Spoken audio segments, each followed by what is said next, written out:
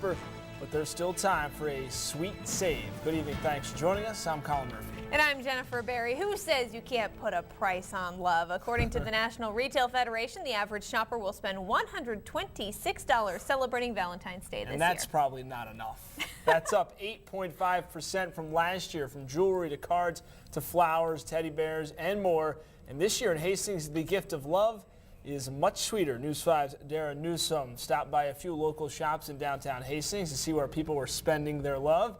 Dara, if people have a sweet tooth, you know just the place to go, huh?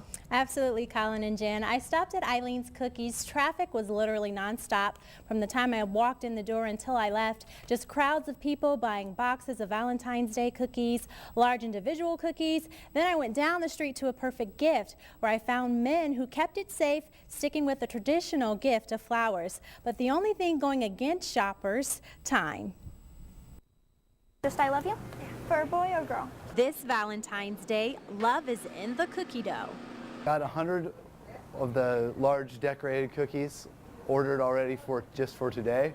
And for tomorrow, we're expecting to do between 100 and 150. Eileen's store manager Gabe Harmon says traffic this year is much busier than a year ago. Dough maker, we've got 2 bakers that are baking all day. And the rest of everybody is helping with customers, calls, and bagging cookies, packaging them up. It may not be your traditional Valentine's Day gift, but for Lacey, it's definitely a much sweeter one. It's a lot cheaper than buying a whole dozen of roses, you know, or a big, huge teddy bear for 20 bucks. It's short and sweet and cheap. And for some, it's not just about the romance. For these teens, it's simply gratitude.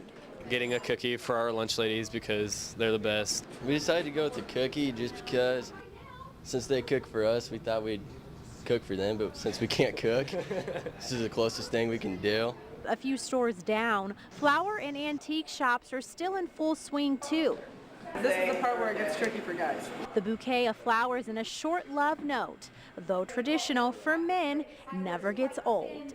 Flowers is a universal gift that I think men learn through the ages that it's the perfect gift.